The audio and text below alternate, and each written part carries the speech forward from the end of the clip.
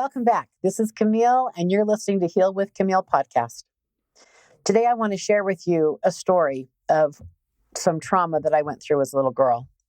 And this trauma, when I recovered from it, I realized that I probably could help other people if I shared my story and if I learned how to help them out of their pain. Like many people, I had childhood trauma. I'm a farm girl, and I worked on my dad's farm most of my childhood. When I was 14, I had a tractor accident. I was trying to keep up with my dad shaking cherries, and I was loaded with a bin of water on the back of a tractor, and I was following the shaking machine for the workers to put the cherries in the cold water so they wouldn't rot, and I couldn't get it in gear. So one of the farm hands came over and helped me put it in gear, put it in second and low. Okay, good. I'm good to go.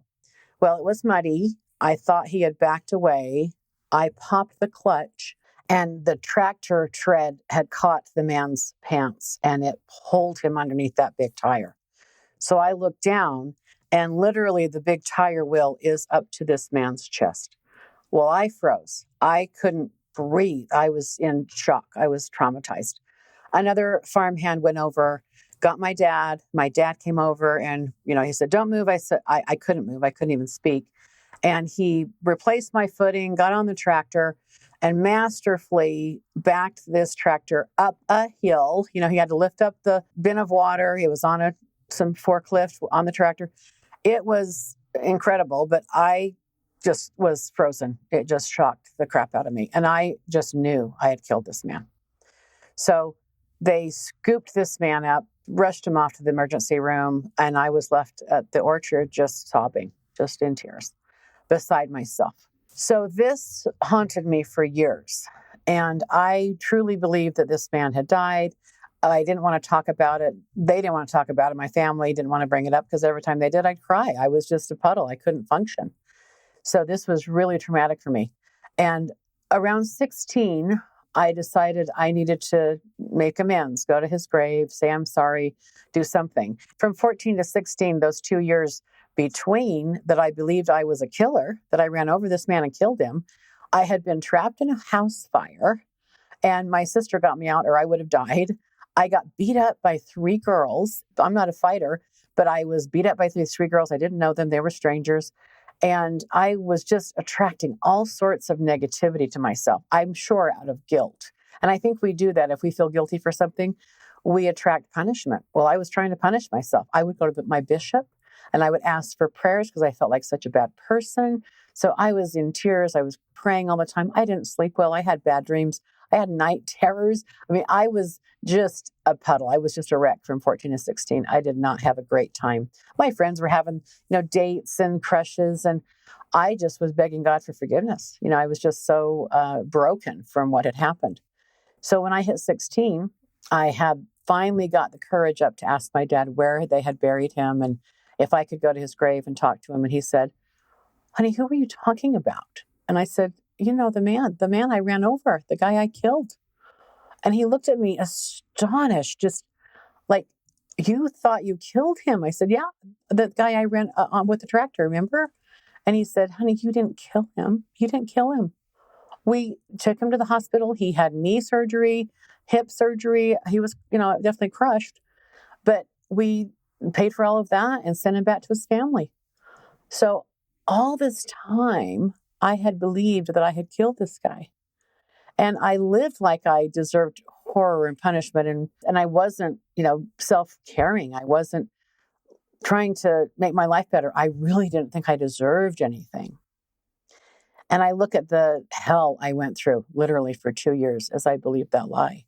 And it was a horrific accident. It was traumatic. And I think my family was trying to get me over it by not bringing it up because they just didn't want me to be hysterical. So they're protecting me, yet I didn't know the final outcome. I never dared ask the final outcome because I just thought I was, a sinner. And I was thinking I should go to jail for this. I've killed this man. I should be in jail. And none of that happened. So I thought my family was protecting me from the law. So it was quite a 2-year roll for me from 14 to 16 of not knowing who I really was and what really happened to that man. So after I got the courage to talk about it and I asked my dad, and he tells me, "Honey, you didn't kill him," I realized that I had lived like a killer and I was torturing myself consciously and subconsciously. So I realized that this is what we do. We tend to attract our own punishment if we feel bad about something. So I also had a car. I got a car when I was 16. It was a hand-me-down car, used car. I was so terrified to drive that car, even though I still had to drive the tractor and I was still, working on the farm. But I was so terrified to hurt anybody with the car. I loaned that car to a friend of mine in high school, and he totaled it. He hit a big tree and totaled that car. So in a way, I was subconsciously getting rid of a vehicle so I couldn't harm anybody with that vehicle, right? I just look at the 2 years that I was preventing myself from growing and having anything good in my life. I was preventing joy. I was constantly begging God for forgiveness, and I was in tears. My pain was that I believed the worst about myself, and without being able to talk about it, I was in hell. So I needed the truth. I was terrified to talk to my dad or anybody about the truth of the situation, but my breakthrough came when I did. And I realized I was living a lie. And that truth that he said, you didn't kill him. You're not a killer. That right there, was an incredible freedom moment for me. I can still see him in his reclining chair, watching football, eating his peanuts. He would crack all these peanuts and make a big mound of peanuts, and we would go sneak them. He would do that for us, I'm sure. But I remember walking up and I knew I was interrupting his football game, but I had to ask him. And in that moment, when he tells me that I didn't kill him, truly was an incredible moment of truth for me. That was the breakthrough. I needed the truth. I was terrified to talk to him, but I needed it. How many of us are doing that to ourselves? How many of us believe a lie about ourselves or other people? What have we made up as children that still holds us trapped today? And that right there is the core of my work. I say the truth will set you free. That's written in a book somewhere, right? But the truth does set us free. It absolutely did in my case. I just know that I wasn't a killer. When I realized that, it totally shifted the way I perceived myself. And after that truth, I bloomed. I quit crying all the time. I became grateful. I never got rid of a car again. I followed myself to my greatest ambitions. I was student body officer. I was twirling baton. I let myself start growing and blooming. I allowed myself to heal, and I let people love me. I started loving myself. I had grace for myself. This is the process I do with people. I find out where they're living a lie and where they're punishing themselves. I take them through a life realignment process that puts them back in control. It's amazing to see when people feel guilty, how much they outsource their power. They just don't let themselves have power.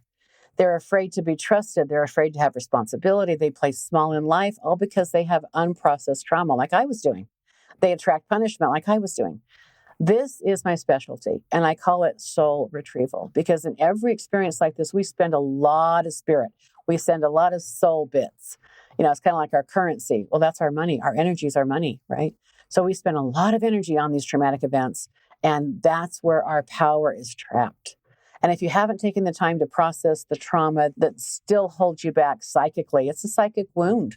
You're still psychically screaming, If you haven't taken the time to work through some of these traumas growing up, they're still there. We don't just forget about them. We intentionally forget about them, but they're still in our aura, so to speak. They're still pulling us, and they're still punishing us. They're still affecting us today. So this is really one of the reasons I began my journey of healing, when I realized how much power the truth had over people. And when people know the truth, it shifts things. So this is how I really started wanting to help other people. And if you are going through some sort of trauma, or you've got trauma from your childhood and you've never really worked through that, you just believe something bad about yourself or somebody else. Maybe you're living a lie about someone else, your mom, your dad, your sibling, something. But maybe that truth can set you free. So if this speaks to you, please reach out to me. You can find me at my website, healwithkimile.com, HEAL with KIMILE.com.